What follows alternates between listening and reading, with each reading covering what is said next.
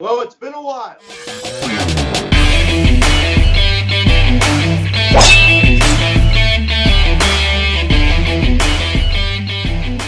Yo, what is going on, everybody? Welcome to the Phillies Hot Show videocast, and today we're going to be having baseball guy Sean back on the videocast as we welcome him back. Nice to have you on again, man.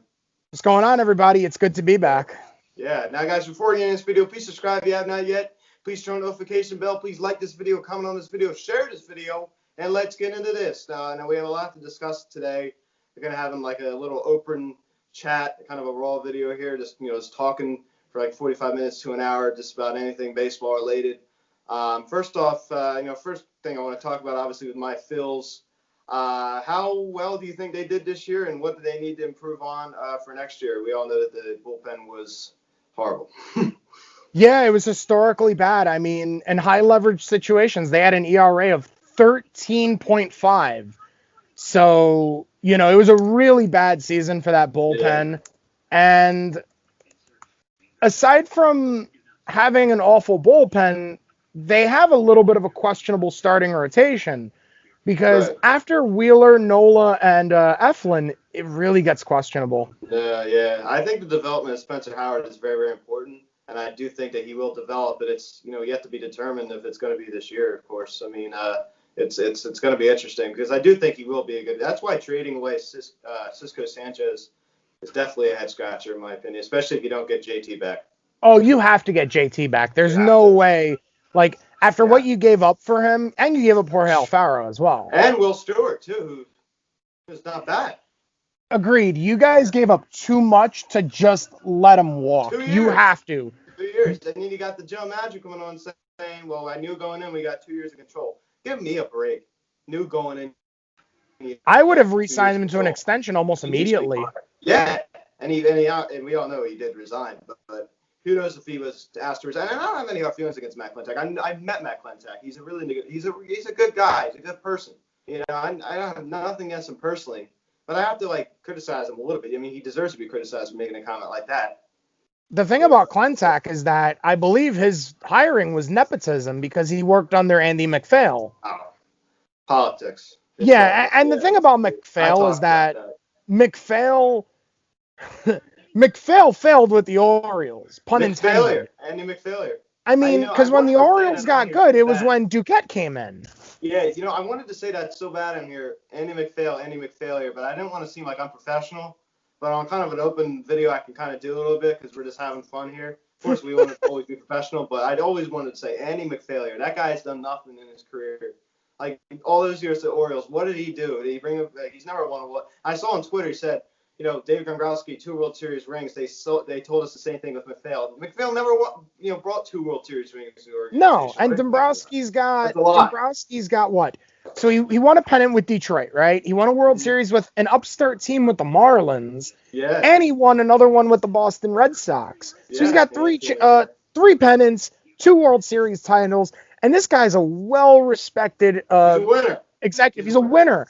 There's a reason why Nashville was so about him, and he was so about being part of that effort. Yeah. It was because if you're going to get a Major League Baseball team in a new city, you're going to want an executive that's respected and that's a winner, a proven winner, because I'm of the belief that the reason why the Diamondbacks have done as well as they have in Arizona and Tampa hasn't done so well, Tampa stunk for the first 10 years, and that's not a traditional baseball market. Florida's a football market, as is Arizona, although Arizona now has become a baseball market. But Arizona, audience-wise, was always big on football.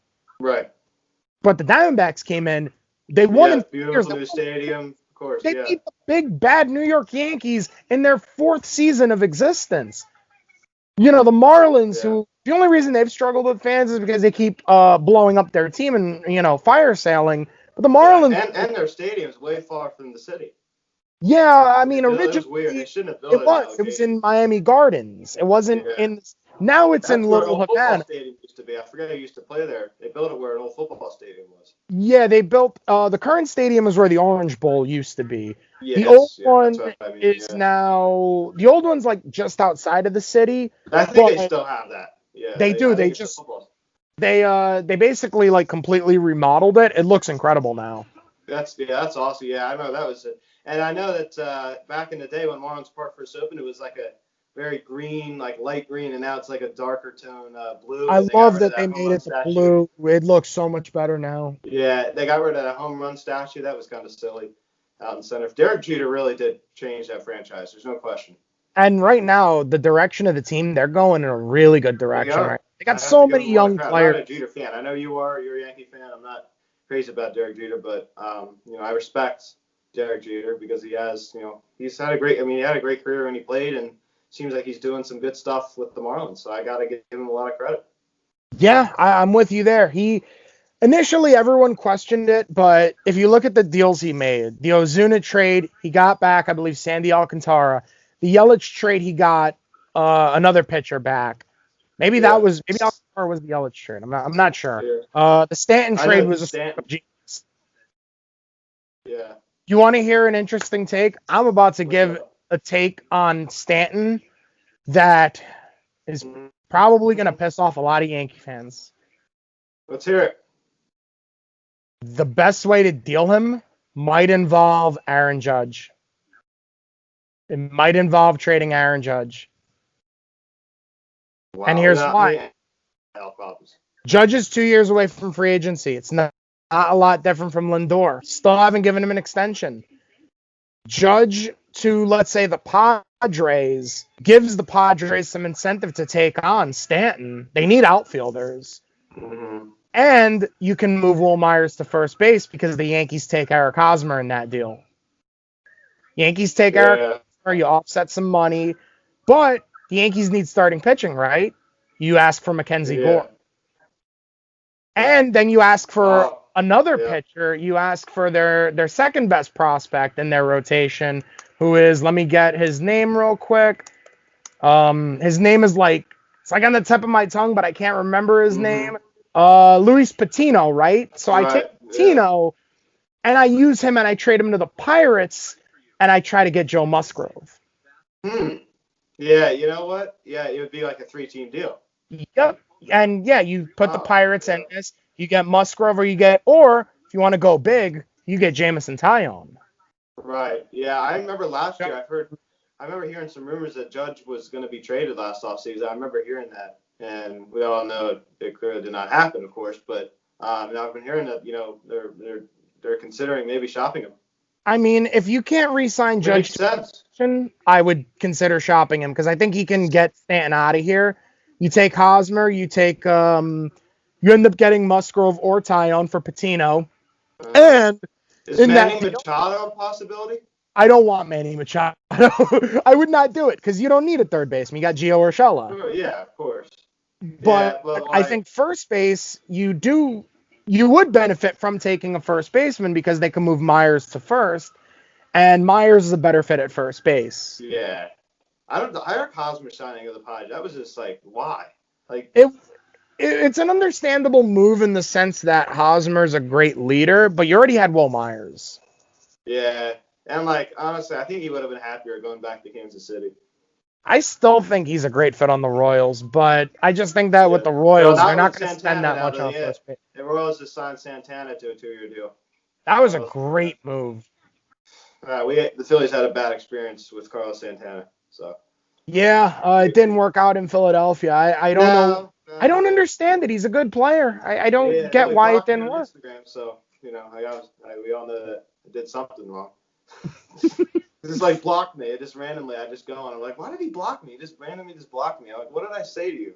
I didn't say anything. He just blocks me. It's just like Maybe he it's a weird saw thing. maybe he saw one of your videos and you mentioned him and Yeah, you because I said knocked him something a few negative. times of what a disaster he was here, and like it was true. And like I don't think I think he's a good leader. Like in 2018, like he smashed like a TV because we were playing Fortnite too much in the clubhouse, and like that's what a veteran leader's supposed to do. Like if you're like misbehaving, like we got to play the game, right? I mean, we can't be worrying about a video game. We got to go out there and play the game. Stop fooling around and let's play the game. 100%, man. I'm with you there. Yeah, And like especially I give him a lot of credit because that's what should be done. during that second half, because you guys you were having a good season. You were in the hunt for the wild card. Yeah, And I don't know what also happened we in were September. very You close. guys just fell apart. Yeah, yeah. I think a lot of it had to do with management, and I think it's just a young team. A young team, stamina builds up, and unfortunately for us, we just fell short that year, and the Braves just overtook us. Yeah, and that was the Harpers last year at the Nationals, and I remember going into that winter, and the report came out in September of 18, and they said that the owner's going to be stupid. John Middleton comes out and he says, we're going to be a little stupid about the way we spend our money, both Harper and Machado. I'm like, what? Crazy. I can't imagine if we would have gotten both of them. That would have been, we're having financial problems now. Imagine if they had both Harper and Machado on this team. Thank goodness you didn't go with Machado, because right now you've got a really good third baseman with Alec Bohm. Yes, exactly. Dude, Machado would have been a joke. I think that's why they didn't do it, because happened, they knew Bohm was coming up. Yeah, if it would have happened, honestly, Machado most likely would be at shortstop right now in Alec Bohm, and we most likely would have moved Segura to second base, or just would have traded him or something. Well, I think you guys should trade Segura. Or we might have traded Alec Bohm, too. Which would have been bad. Which is, like, really dumb. And we probably, I don't know where Harper would be. He probably would possibly be back in Washington, or he might have even went to the Padres, too. Don't forget Chicago, too. White Sox were interested as well. Yeah, or maybe he would have went to the Dodgers or something. Well, we're all happy that didn't happen. I mean, that would have been weird. Because Harper is a great fit on the Phils. I love his star power he brings to the table. Great lefty bat. He has a lot of potential. So I just want to talk a little bit about Bryce Harper and how he performed in his second season in Philadelphia. And Sean, on Saturday, I'm going to be having a debate with a fellow guest who I've had on before, John. And we're going to be debating whether Bryce Harper's overrated or not. He's going to be taking the side that he isn't overrated. I will be taking the side that he is. And I've been doing a lot of research. And, like, this is stuff I've already known already. But if you go on Fangraphs or anything like that and you look at his advanced stats, his batting average over the past, 2 to 3 years has been, average. Like, it's about around the league average. I believe the league average this year was around 248, 249. This year was slightly above average. He hit around 270 this year, 268. Last year he hit 260, which I believe the league average was in the 250s. So, and of course in 18 he hit 249, which was actually a little bit below league average. I think it was around 250 was the league average. But if you take out his 2016 season, which was exactly on the average bar, all of his advanced stats, like you talk about WOBA, WRC plus, WAR, all those advanced stats, all above the league average, skyrocket, way above the league average. And if you look at Money War, they rated his 2019 season $36.5 million, and he got paid $25. Yeah, I don't think Harper is overrated at all. I think Harper is a really tremendous player, and I feel like what's going on with Harper. So the reason Harper doesn't hit for high averages, you want the reason? It's the shift. Yep. He doesn't hit for high averages because they shift on him. And he hits the screamer and always gets caught. I tell you, in my game recaps, I go over it, I'm like, he's the most unlucky player in baseball. He is. And if you look at the way they pitch him almost like they pitched Barry Bonds. Mm-hmm. He gets pitched around. He walks a ton, but he hits a ton of home runs. And he doesn't strike out a crazy amount either. He's not super strikeout prone. He's had a couple of years where he struck out a bit. Like in 2019, strikeouts was a little more than I would have liked. The lowest it's ever been in his career. He walked more than he struck out this year. He's getting better at the plate, and he has this ability to be. He can be patient, but he can also be really aggressive, and I think that's why he kind of strikes out a little more. But that's why he hits a lot of doubles. He hits home runs. He'd hit triples if he was in a ballpark more conducive to triples. Yeah, of course. But Philadelphia, most of those triples are homers or doubles because the walls aren't that deep. Right. If he was in, say, Detroit, which is a big ballpark, or San Francisco, a lot of those doubles would be triples. Right, exactly, yeah. Speaking of San Francisco, that's another team that Harper probably would have went to if he didn't come to us, too. Yeah, and that's they were reason why I didn't go there, because it's just such a big ballpark. And the California taxes are apparently another reason why I didn't go there. But he was not feeling the taxes, I know that. He mentioned it, too. It's a big ballpark there. It's like a hitter's hell to play there. It's a little better now, but it's still, they're such a, to kind of go on another topic, they are such a strange team because their entire team is guys that haven't been in the league for long, but they're all in their 30s. Yeah, yeah. I don't know what direction they're headed, and I often wonder that. Like this year, they're competing for like a wild card. Like I don't get it. And they hired Gabe Kapler. Like you don't think that there's some weird stuff going on there? Friends with Farzidi, who I'm not a huge fan of. I know I'm you're not not either. either. Yeah. And like you talk about it, how there's some weird stuff that goes on, and it goes on everywhere. Of course, we know you, so we'll hire you, right? I mean, you're not even qualified for the Nepotism. job. Right. Yeah. Yeah, it's silly. But yeah, getting back to that, I want to bring up something. If you look at Bryce Harper's 2015 MVP season, which was in my opinion the best season of the 2010s, 42 home runs, 99 RBIs, a 330 batting average, a WAR like right around 9. It was a monster in 15. Put up just incredible numbers, just an incredible player. And if you really want to look at his money WAR that year, I just want you to guess because it's an incredible number, and I really want you to guess what it is. Guess how much his WAR is rated in 2015, Sean. So it's kind of cheating, but I believe it's 8 million per win. He had 9.7 wins above replacement. That's gonna put him at around $78 million around. Yeah, I was blown away when I saw that. I'm like, I need to bring this up. First of all, I'm going to bring it up on my Arbor debate on Saturday, but I got to bring this up on Wednesday when Sean comes on because like that is just amazing. It's just like it just shows how like good he was a year. I always say it's the best season by position player in the 2010s. His It MVP 2015. probably is if you go by It numbers. is. I mean, It is. It's incredible. You know what's crazy to me is that like he had, we all know he, of course, had a really good year that year, like outstanding. His RBI total at 99. Like I'm surprised he didn't drive in even more runs. I Crazy. think what happened that year was just that the Nationals offense kind of Yeah. it kind Yeah. of underachieved that year because remember that season they were like Rendon like was almost hurt. everyone was like they're gonna win the Ren- division for sure, and the Won Mets the won World it. Series. I mean, and they just signed Max Scherzer. They had Scherzer, Strasburg, Jordan Zimmerman, Doug Fister, Gio Gonzalez. Like that rotation was stacked. And like even going into that year, Bryce was like, "Come and get us. Like, where's my ring?" And like they I had remember that he Rendon, said, "Where's my ring?" and they didn't even win the division. yeah, Rendon, J Dub, Denard Span, Harper, of course, Zimmerman at first. I think he had Udo Escobar over there, Ian Desmond, Wilson Ramos. So like they had a good team. Rendon got hurt. Zimmerman, of course, always had health problems his whole career, except for that amazing 2017 season, which he had like 36 home runs. Zimmerman, the 2017 Ryan Zimmerman was just incredible.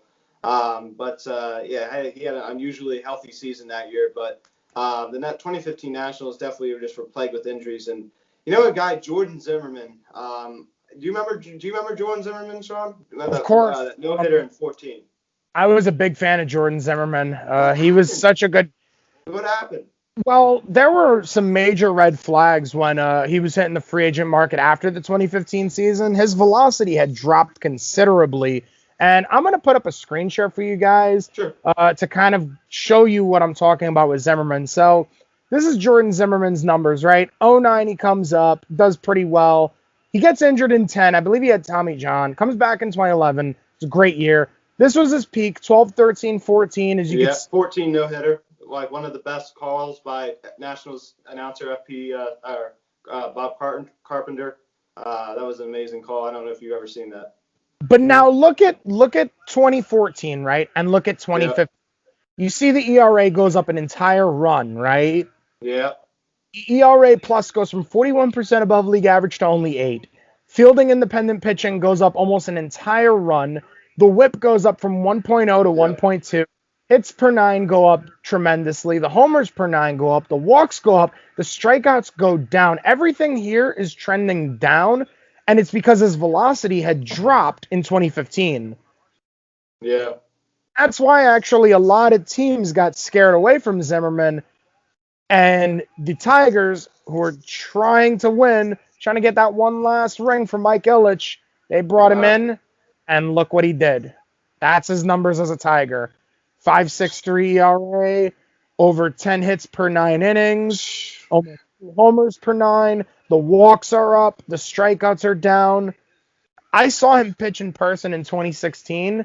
He was just so clearly not the same pitcher. And he actually started off that year like really good.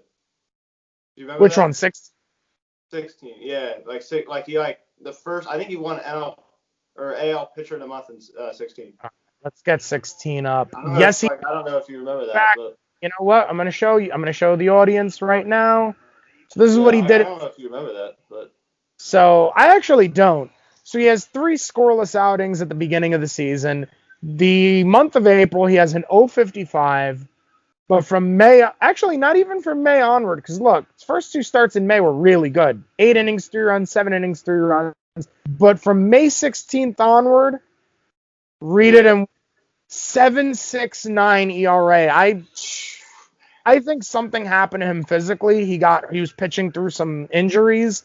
And I think that's what happened to Zimmerman. I think yeah, injuries, I just think that losing velocity really hurt him. yeah, 'Cause and that's if you why, honestly, Sean, like one of the smartest, one of my opinion, one of the smartest people in baseball, Nationals president and GM Mike Rizzo. I mean, that guy's just so smart. I mean, he knew going into offseason, he saw some major life facts that you brought up about the velocity going down, Ks per nine, hits per nine going up, Ks per nine going down. And that's why most likely Rizzo did not bring him back because he knew it was going to be coming. Yeah, and they always say it's better to let go of a player a year too soon than a year too late. Rizzo let Jordan Zimmerman go at the right time. They had a lot of pitching at the time. He had Scherzer, he had Strasburg. Yeah. He also let Doug Fister walk too at the right Yeah. time because Fister was starting to Yeah, decline as still well. Gonzalez that time too, Gio Gonzalez. I think he had another year of Gio Gonzalez in 2016. Yeah, they traded him away to the Brewers in 18. Okay, so yeah, they still had him for a couple more seasons. They Mm-hmm. ended up going with they gave Tanner Roark a chance to be in the, Yes, Tanner Roark, yep. and that turned out to be really good. Joe Yeah, not Ross, towards the end though. He was good in 16. Not so great at the end of his tenure with the Nats. I mean, not terrible, but then Rizzo traded him to the Reds for Tanner Rainey, who's been a savior out of the Nationals bullpen. I feel like with Tanner Roark, like Roark's value is that he eats innings. He's not an ace. He's not that type of an arm. He's going to give you an ERA around the mid fours. I think that's just his average, but he's going to give you a lot of innings, and that's really the Yeah, plus of we Roark. talked about that a year and a half ago when you came on July 30th, 2019, right before I went to that Phillies Giants game. I'll never forget it. We talked about the trade deadline. We were both talking because the Phillies actually were pursuing Tanner Roark, the Reds, during that time. And we were talking about it. You said how you were a big fan of Roark and how he knows the National League East really well. And he ends up going to the Toronto Blue Jays on that 2-year deal. They totally overpay for me as a horrible 2020 season. If you want to talk a little bit about that. I think it's the same thing that happened to Rick Porcello. They're both guys that eat a lot of innings. And in a shorter season, I don't think that style of pitching is as conducive to pitching in a 162. When you're pitching 162 games, there is a lot more value in being an innings eater. There's a lot more value in kind of, not going all out on every pitch. But in this type of a season, there was. This season, it was a strange one. It really, I don't like to use 2020 numbers to ding a player because it's not really conducive to Yes. how they really Did feel are. like real baseball, Sean. It kind of didn't in a lot of ways. There was a lot of and one thing that was really prevalent with the season was the quality of play really didn't get good until about September. These guys were very rusty in the first Yeah. month. Yeah. I mean, we're all happy we had a season. Wasn't my favorite season, of course. It was not a year to remember. And we all expected the Dodgers to win the World Series because they just had such a powerhouse team, and they just stacked. Our lineup was just so deep, and adding a star like Mookie Betts, I think, will put you over the top for any team. But you want to talk a little about the 2020 Dodgers winning the World Series? Yeah, let's talk about the Dodgers. So this And it looks team, like they had the potential to actually get better. Like, I don't think they're done. I don't either. I really like this Dodger team, and I feel like this is I mean, potentially the usually beginning. after you win the World Series, I mean, with the Nationals with Rendon, I mean, usually a World Series team would lose a lot of players and now they're not going to be good. I mean, they still have Bellinger, Betts, of course. Seager won, World Series MVP, so I don't think they're going away anytime soon. I don't either. And I really, when I look at the Dodgers, right, compared to the Nationals, so the Nationals, they were kind of in a position where they lost Harper, right? Yeah. They were about to lose Rendon. They were kind of in that situation of trying to salvage that group, trying to win one for that group before everybody started to get old and you started to see injuries and some decline.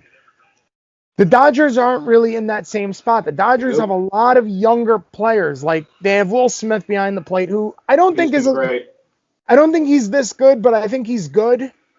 I think he's good. It's just he's not 60 a good above platoon average. with him and Barnes. I mean, I think they should have in the playoffs. It was a good platoon with Austin Barnes and Will Smith. Barnes is a phenomenal backup. He's been one for years he's now. One of the best backups in baseball. He is. No First doubt. base, they got Max Muncy, who had a down year. Yeah, I'm not crazy about Max Muncy. I'll be honest with you. I'm not either. He's very reliant on walks. I like the comeback story that he had with being with the A's and didn't do much, and he goes to LA. Oh, it's a great story, and he's still a decent player. Yeah. I see him as like a Nick Swisher. He's not a superstar. Yeah, Nick Swisher. That guy's hilarious. And with Bellinger, another down year. Has an MVP season. And it almost reminds me of when he won Rookie of the Year in 17. He follows up with he didn't have a bad 18 season. He hit like 260 with 25 home runs. Like, it wasn't terrible, but it wasn't as good as the 17 campaign. And he comes back in 19, wins MVP. And then he follows up with a really just disappointing 2020 season. As you said, you don't want to criticize 2020 numbers too much. But the guy won the MVP last year. You expect him to do a little bit more than that. So right? with Bellinger, my kind of view with that is what really kind of ruined his season was the fact that he had a really terrible July. He hit 139. And but in fairness, that was, I believe, like this game started like July 23rd or 24th. So 23rd. That left him like a week, like maybe a week or a little over a week, which is not much time. But if you look at his numbers, right, you look at the way he played from August onward, he had about 260. He had 12 home runs, which was on pace for about 40. So when I look at Bellinger, I look at a guy who I believe was about to heat up, but because the season was so short, he kind of had a rough year. Because if you look at September, he was hitting 215 on September 15th.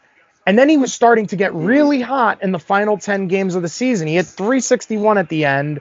So he started to get really hot towards the end.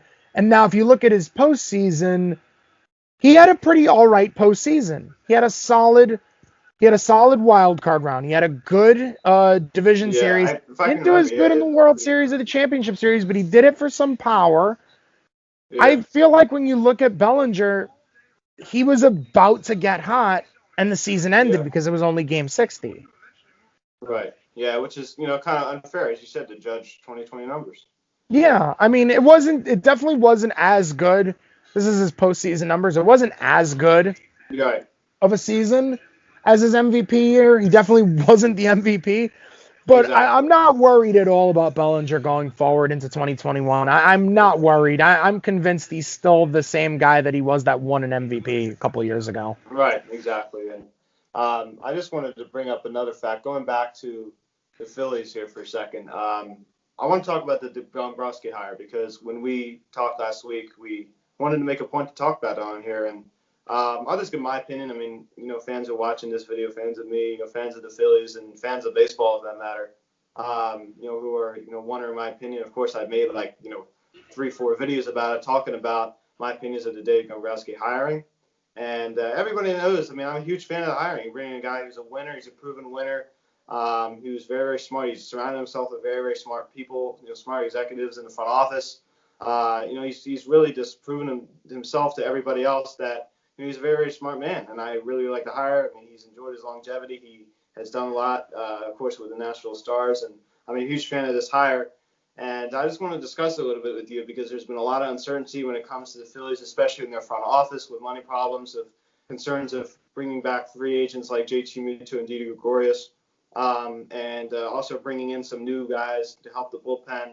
specifically guys like Liam Hendricks, Brad Hand, maybe Blake Trinan as well. So I just want to get your opinion, Sean, on the Dave Gunbrowski hiring, and let's just talk about it. So I'm a big fan of the hire because Dombrowski's such a respected executive all around baseball. He's won 2 championships, one with the Marlins, one with the Red Sox. And he went into the Marlins situation while they were kind of an upstart franchise, but also the Tigers. He helped them win a pennant in 2012. In fact, maybe it's more because I'm trying to remember if he was there in '06, and I can't remember. Hold on. I'm checking right now if he was there in I know '06. he's with. He was. Actually, he did rebuild the Tigers. So he worked with Joe Girardi because Joe Girardi managed the Florida Marlins in '06. No. I mean, he was with the Tigers in '06. Oh, Tigers with '06. Yeah. He got hired in '02 or '03. And he left there in '15, and he went to the Red Sox in '15. Yeah, so like he's handled rebuilds before. He's won 2 pennants with the Tigers. He won a pennant with the Red Sox, a pennant with the Marlins, and he won a World Series with the Marlins and the Red Sox. So he's got 2 titles, 4 World Series appearances, multiple playoff appearances with the Tigers and the Red Sox. Right. This guy is a great executive. Yeah, I just feel like very smart. I just feel like in the situation of Boston, they had to totally reload their farm system. And it was basically a team that was kind of in a down period. Dombrowski's never really managed a team when they were going down, only when they were going up. So the way I look at it is he didn't get fired by Boston for being a bad executive. He got fired because his time there just ran its course.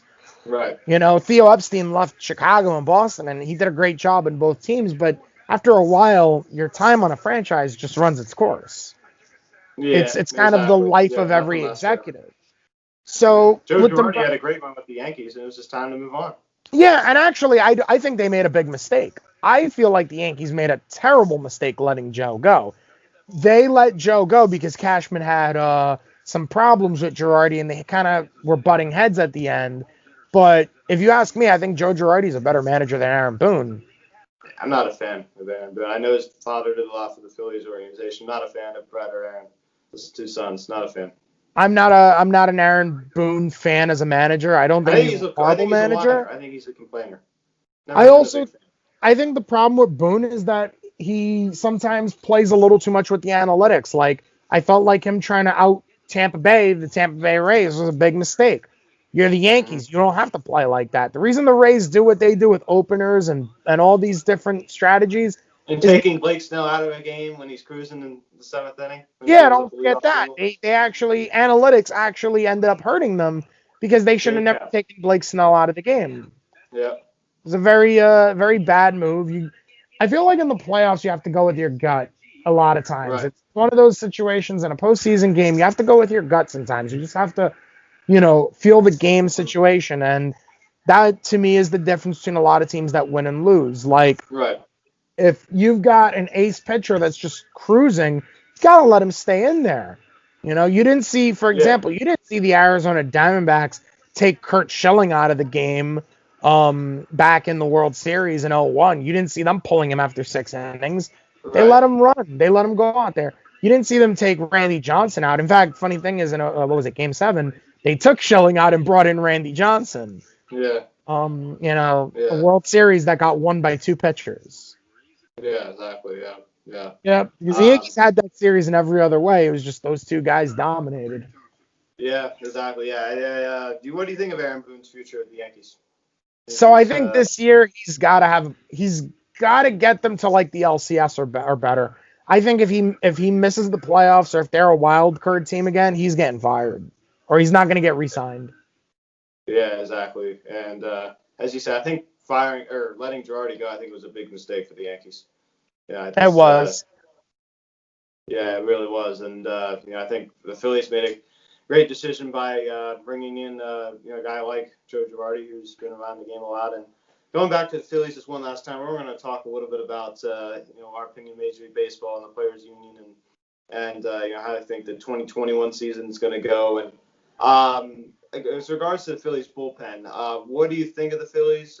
Do you think that they're going to be competing for the NL East in 2021 wild card? What's your opinion?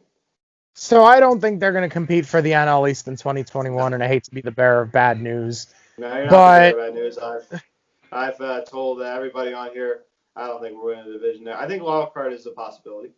I think a wild card is possible. I just think that they have to make a lot of the right decisions with the bullpen. I'm good with signing Hendricks, but that doesn't mean you go expensive. You have to go with Yeah. guys that haven't hit their prime. So examples of guys like that are Jonathan Holder, who just got non-tendered by the Yankees. Yeah. He's pitched under Girardi. He's a decent reliever. He's not going to be your ninth inning guy, but he's a our low. pitching coach, Kayla Coffin, too. Exactly. He was he was in the farm system when Cotham was on the Yankees. Yeah. So Jonathan Holder's a good low cost pitcher that you can get. He's a guy that you don't want putting in, you don't want him in the 7th or 8th inning, but you want him in those middle innings. He can give you some solid. Middle reliever. He's a good middle reliever. He had a good year this year. The ERA was a little higher because he had one bad outing at the end that just ballooned it. So that's a move that I'm going with. Another move I'm going with, I'm looking heavily at Emilio Pagan from the San Diego Padres. I've always been a big fan of Emilio Pagan. You can get him for a good cost. He's a guy that I could put in the 8th inning. He throws 97 miles an hour. He's got great breaking stuff. He's been traded a lot, but he always seems to be the guy that gets traded for like a big time bat. And right now with Jerks and Profar leaving, you have a bat that you can give him. Gene Segura. Yeah. You can give Gene Segura. There's the replacement for Profar. They'll take Segura. You guys get Emilio Pagan. You've got another reliever. And the reason I want to trade Gene Segura is this. Scott Kingery needs to get a chance to show that he can play. You need to know what you have in this guy. You're retooling. You're not going for the World Series. You can afford to let Segura go. Put Kingery at second base. Just let him play. See what he can do. Because worst case, he's your utility guy. But best case, he's a really solid second baseman. But this guy's never really had a chance to just play one position. He's always been kind of moving. Let him just play second base and just see what you have in the guy. You are dumping some payroll too if you do trade Segura. But another thing I want to mention is that Kingery if you look at his end of 19 stats, like from I'm going to say maybe like mid-August on, and if you look at clearly his 2020 stats, seriously, god awful. I mean they're horrendous. I mean advanced stats, regular stats, horrible. And it really just scares me to give this guy a chance. I mean, I understand your point you're making. You chase Segura, dump some salary. I understand that, especially with the Phillies' financial problems. I understand, trading away a guy like Segura during this time, I think would make some sense because I think there's been, a question of Segura's lack of hustle. Is he here for the long haul? I mean, is he a committed player? I think I understand that. But the thing is alarming to me. If Scott Kingery went out there and hit 260 this year, had a decent season, I'd be like, okay, I agree with what you're saying. I think that'd be a good bet. If you go out there and hit 150, I think you got to bring up the discussion of I don't know if that's going to work because if you have a season that bad, it's just hard to, it got to hurt your confidence. And I think a lot of this was mental.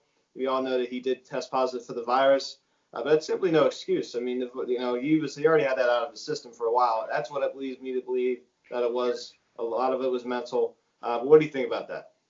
So with Scott Kingery, it's a really interesting situation. So he had a really awful 2020. I'm not going to sugarcoat the type of year that Scott had. But I've been a fan of Scott Kingery since, I know you were, going back to, basically his minor league days. Now, the issue that I have with Scott Kingery is that he never really got a proper chance in AAA. He got rushed. They kind of really fast-tracked him. He only had 63 games in AAA. I thought he needed more time in AAA. And they didn't really do that. They put him in the opening day roster, which was a move I didn't like. That contract, that extension, yeah. I didn't have so big of a problem with the extension because it was a low-risk move. But I had a problem with them putting him in the majors right away because I felt like he needed more time. He did not do well at 18. And a lot of his 2019 was off the bench and with a juiced ball. And then 2020, he went right back to being the guy he was in 18. And so I get a lot of the nervousness. Yeah. But when I say when I say you need to give Scott Kingery a chance in 2021, this is where I'm coming from. He's going to be 27. He's not exactly a kid anymore in the No, sense he's that, not. he's a Bryce Harper's 28 young. years old. I mean, Yeah, he's only a year younger than Harper. yeah. My thing is that, okay, so Philadelphia has to be realistic here. You're probably not going to win the World Series in 2021, but you're not exactly going to tank. And No, my mentality is you're going to bring back Didi Gregorius, right? I hope That so. I predicted that we will. I think you should bring back Didi Gregorius. All Yeah, I right. really like what you said about Didi. I mean, bringing in a guy left-handed bat and a very right-handed infield. In 2019, we had a guy like Brad Miller, left-handed bat who could provide some versatility, play the outfield, play the infield, come off the bench, and we of course lost him. We bring in Didi, who is an everyday player, unlike Brad Miller. But it's really important that we have a guy like Didi Gregorius, a left-handed bat in our field, to kind of balance up our infield a little bit. What do you think about the Phillies' chances of getting Didi back? So I'm going to say first and foremost, I think the chances are very good. I feel Mhm. like I feel like it really could come down to three teams. So the Angels are out because Right. they just traded for Jose Iglesias. That's not happening. But Yeah. I feel like The the Reds. options, Why did the the Reds are Reds one of need them him? They because have Galvis is a free agent. Flores, Moustakas, like what? Mm-hmm. The Yankees, if they don't bring back LeMahieu, are an option for Didi.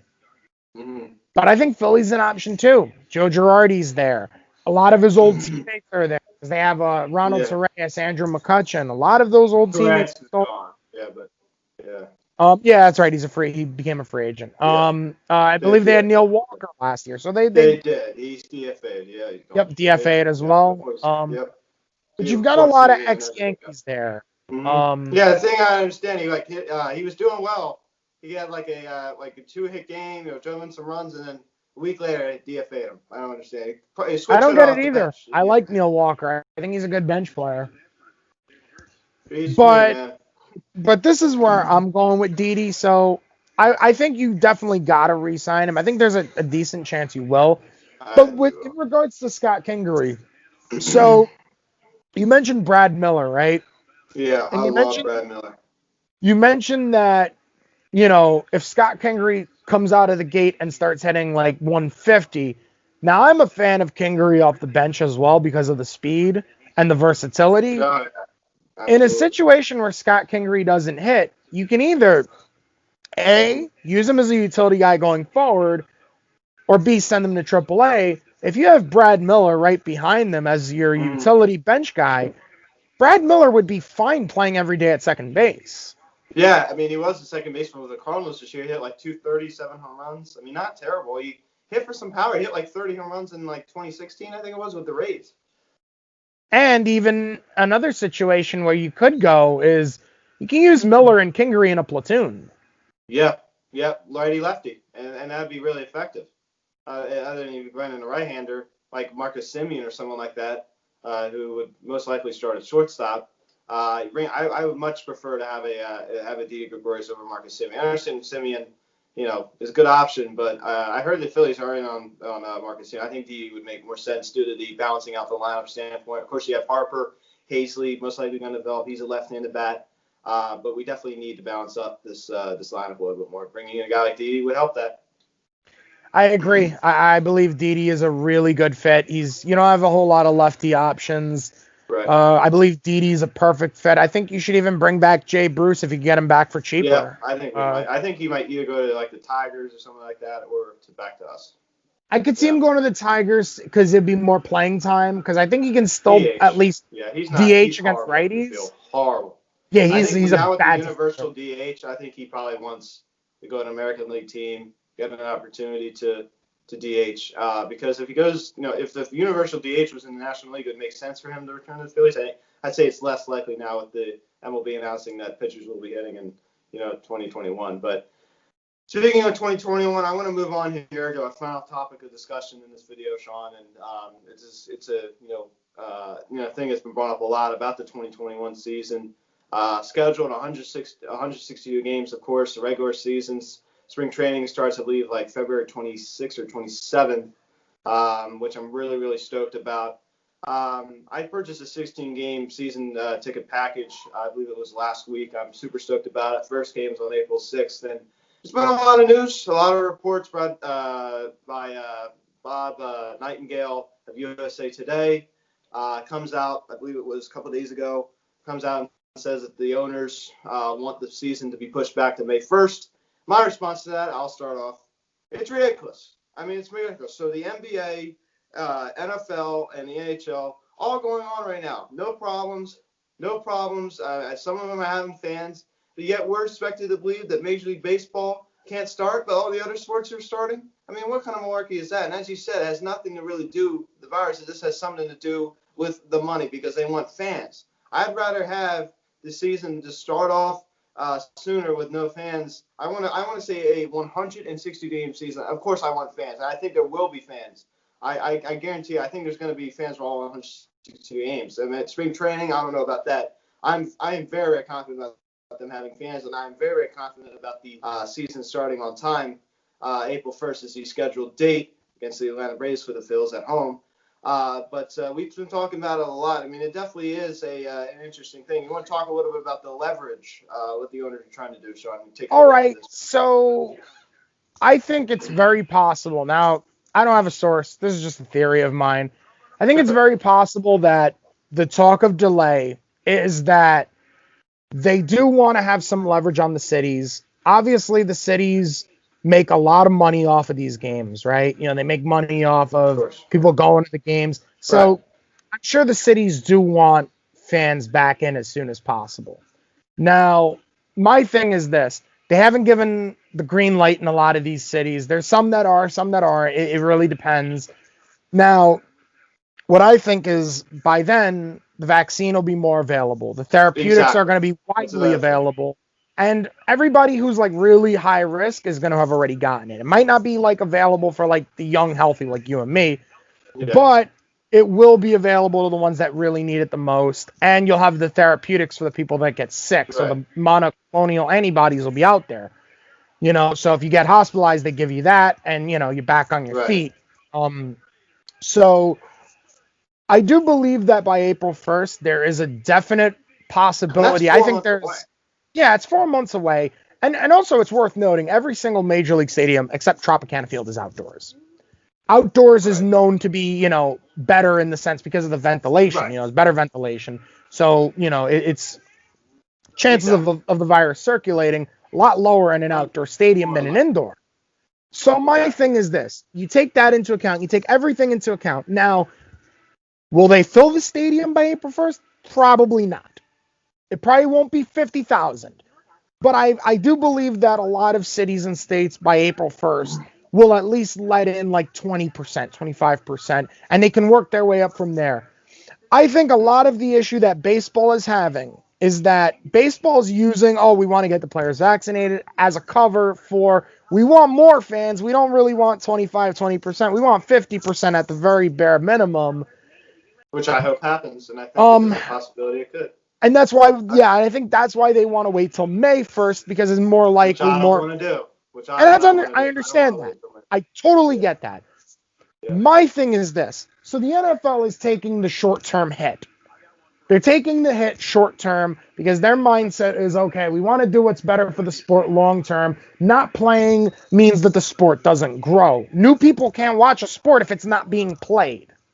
You can't get new eyes into baseball if they're not playing.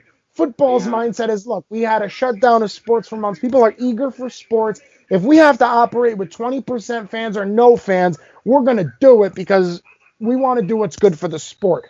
Are we going to lose money? Sure, we're going to lose money. But in the long term, we're going to gain fans. This isn't going to last forever. You're not going to have empty stadiums forever. It's only for a season. So you know what? Take the short-term hit because in the long term, we will get back to full 100%. I believe in 2021. So we will. I believe, if you want my opinion, the playoffs will be the first games that it'll be 100%, if not sooner. I think it's probably going to be June, July. Maybe even by summer. I've heard Andrew Friedman, not Friedman. Who's the owner of the Rays? Stu Steinberg, I think. Sternberg.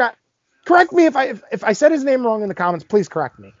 So their owner said that they're expecting by summer to have no restrictions on how many fans are at the buildings. That's what they're expecting is by summer. That's according to the Rays owner. Now, I'm going to say summer the earliest, fall the latest for like full 100%. That's my guess. I don't know. We'll have to see. But my thing is this.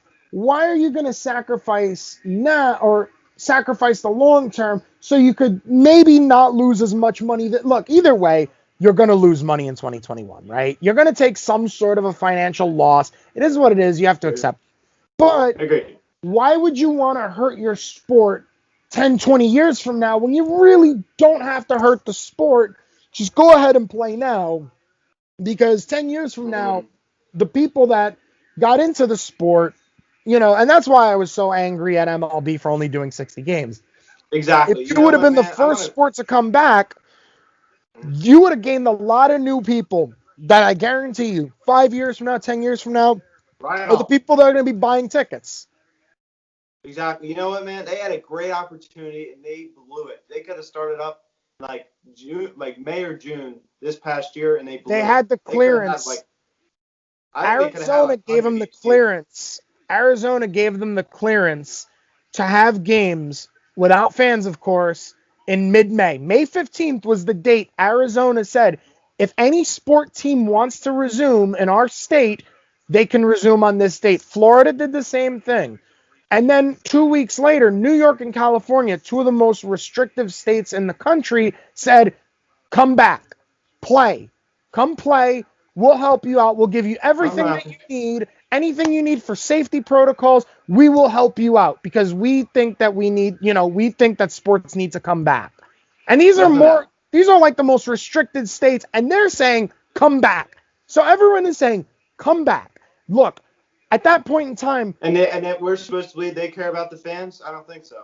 I don't think they do, because it's like they were told, come back. And at that point, it was, we didn't care. We would have taken no fans. We would have taken 3 a.m. in a parking lot in the South Bronx. We just wanted sports. Exactly. That's how I felt. Now I'm getting a little greedy. I want fans. I want to go to my 30 games next year.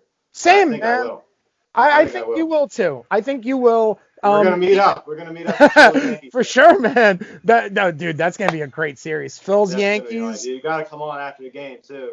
Yeah, that's gonna be good. Cause of course, man, that would be awesome. Cause I haven't been to Citizens Bank Park in it's probably been 18, right?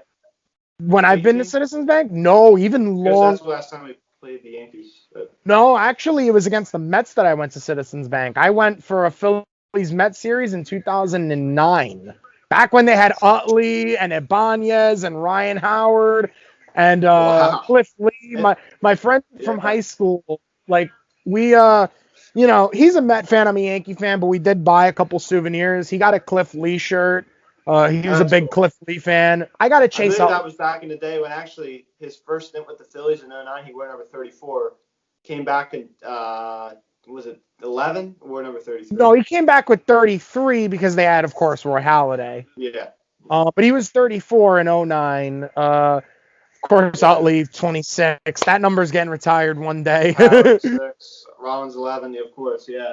I think their third base was... I don't want to go on a long tangent here, but arguably, I think that the 09 Phillies team on paper was better than the 08 Phillies team. You know what? I don't disagree because 09, you had Jason on a tear. Like, he went off in 09. He absolutely went off in 09. Let's see. You had Victorino. You had Ibanez, who wasn't there in 08. You had Pat Burrell instead. Ibanez was better than Burrell. I know Burrell was a lifelong Philly. I know Philly fans love him. Burrell was getting old at that point. He left us to go to the Rays. Yep. Beat in the World Series. Crazy. Yeah. Burrell was already getting old, though. I think you had to. So I couldn't hear what you said. You agreed with my statement about the 09 Phillies being better on paper than 08 Phillies, or you disagree with that statement? I agree with it because you had a better rotation. You had Cliff Lee, you had Cole Hamels. You had over Pedro Martinez too. I believe that was at the end. You had Pedro. Yep. You had Pedro Martinez. I think adding him, just added more fire in the clubhouse, bringing in a guy like that. If Bradledge would have been half of what he was in 08, you may have won the World Series because Bradledge blew, I believe, Game 4. I believe that's when he went out and they got when did Ryan Matson come to the Phillies? I believe that was Madsen was on the Phillies in that. No, wait, when was Madsen? Madsen was I on the can't Phillies in remember. 08 and 09. They really You had they went Madsen out then really too. kind to him. They went out and signed. They promised him to be the new closer and went out and signed Papelbon, but that's a whole Yeah, nother you had organization. Madsen in 09. He was a middle reliever for you. Yeah, Should have never signed Papelbon. That was a yeah, dumb move. You should have kept Ryan Madsen, if you ask me. Although he did get yeah. hurt, so it didn't matter. Well, Papelbon is the all-time saves leader in Phillies history, but he's not a very nice guy. That's for That's sure. so what. But it's Yeah, because the Phillies closer job is a revolving door, so it's not even a compliment. Because you guys kind exactly. of your team basically goes through closers kind of like quickly, which isn't Uh-huh. exactly a horrible strategy because I'm of the belief that you get a few good years from a reliever and then you move on. Like I don't Right. believe in signing relievers to extremely long-term deals unless you're talking like Mariano Rivera, Aroldis Chapman, people like that, Zach Britton. I think Liam Hendricks is a Exactly. good fit for you guys. But even Hendricks is a guy that I probably wouldn't Right. go more than 4 years on. Like if he wants Right. Yeah. 5, 6 years, I'd rather go cheaper and get Okay. Kirby Yates. Yeah. Exactly. Or a guy like Blake Triton, who could have a bounce back season. I really like Blake Trinan. I think he's a good fit for you Yeah. guys. Uh, Exactly. Yeah. Yeah. and I I think you agree. also should go get. I'm trying to think. There's another reliever that I really think you guys should go get. I would have recommended Colin Poche from the Rays, but I believe he's out for 2021. Tommy John. But Oh yeah. there's someone else that I think you guys should really go get that's cheap. So I think that you guys should be in on Brad Anderson. Oh yeah. Yeah. I Put think him he'd in the be a good pen. fit. Yep. Because when you have to rebuild an entire bullpen, you don't want to go the Yankee route and go sign like Adam Ottavino and Zach Britton and spend like $50 million on a bullpen. You shouldn't do Right. that. You guys need a lot. You have a lot of needs, and you need to loosen up your payroll because you need to re-sign maybe a guy like Alec Boehm. You need to keep Harper on the payroll. Um, so you can't go in that route. What you need to do, and also relievers fall apart kind of quickly. What you want to do Hmm. is you want to identify the guys that are good, but for some reason have not lived up to their potential. Maybe Yeah. they're just on a team that doesn't fit. That's what Yeah. you want to do. You don't want the guys that have already done it. You want the guys that are about to do it because they're going to be cheaper and they're going to be good. Exactly. But it's just hard to pinpoint that. It's hard. A lot of sports is luck. I talked about that with my dad. Yeah. A Agreed. lot of sports, getting the guys at the right time. You can hire any executives you want. A lot of it's just luck. I mean, of course, a lot of it isn't, but a lot of it is too. With bullpen, this is what I believe. My view on bullpen is always look at their peripherals. Bullpen guys have extremely small sample sizes. It's the reason why I knew Chris Martin was going to be as good as he is. Because when he Yeah, was on, because you don't really get much playing time. I mean, yeah, and when he was on the yeah, Yankees, he had a yeah, high also. ERA but very good peripherals. I knew he was going to Right, get better. Colin Poche is the same type. Kirby Yates was the same type when he was a Yankee. right. Of That's why I'm a big believer in Jonathan Holder. He's going to be fine. course, Just the guy. Yeah, for him. yeah. I agree with you. And so one final vote prediction here. I just want to wrap it up. Just to make this quick. Sean, will the MLB 2021 season start on time? And what are your just to wrap it up? I'll give my thoughts first. I think it will. I do think there will be fans. I'm not too sure about spring training. We'll have to wait and see. A lot is going to change between now and then. It's going to be interesting to see how it all plays out. I do think that the MLB season will start on April 1st with fans. Sean, how about you? So here's my gut feeling. 162. My gut feeling is this. There's a decent chance that spring training might get shortened a bit. All Meaning right. that, yeah, I think it might be like they don't report till late February, early March. I could see it being a thing where I can also see spring training possibly being in kind of a bubble where they do a situation where, like, okay, you've got the Yankees are in Tampa, right? Phillies are in Clearwater, Pirates are in Bradenton, Blue Jays are in Dunedin, and Tigers are in Lakeland, right? So you have those teams. They kind of play against each other. They don't go to like the other side of Florida, right? You have the Mets, the Marlins, the Cardinals, and the Nationals all in that one area of Florida, the East Coast of Florida. They only play each other. And then you have teams like, I believe the Braves and the Astros and Nationals are in the same. Braves, I believe, are in Orlando. Maybe you put them with the Tigers. You get what I'm saying, right? So you have it be super regional to where they don't have to stay in an overnight hotel. They can just go to the stadium and then go home because it doesn't really matter. Easier on travel. Yeah, it doesn't matter if you guys play the Mets. You can kind of do a bubble. Doesn't mean you don't have to allow fans because they had a bubble and they allowed fans in the World Series. I believe it's 25%. But you can kind of get the protocol rolling where, okay, we're gonna have like 2,000 fans, kind of space it out, whatever. Kind of test drive it during spring training, and you just have it be an extremely regional schedule. You have more intra-squad games. So I think you kind of scrap the spring training schedule. You go with something condensed. It ends up being a little shorter, but ultimately you end up going for April. It doesn't matter. It's spring training. Yeah, spring training. I don't really care for spring training. So I think you do that. It's hard to get excited. And I believe as long as you have enough markets that say, okay, we'll let 25% in to start the season, I believe they'll go with it. I believe they'll go ahead with the April 1st. I think they just want some leverage. I think what they want is they either want leverage to get the cities to okay them to reopen the stadiums by that date, but I also think that they want leverage on the players, where I think they're going to want the players to maybe defer some money. They're going to push hard for 162. The union's pushing hard for that. And I think they will. They get paid 100%. They don't want to sit another season of prorated salaries. What I think is going to happen, because they're going to take a loss, is they're going to ask the players to take the money in kind of an escrow where it's deferred.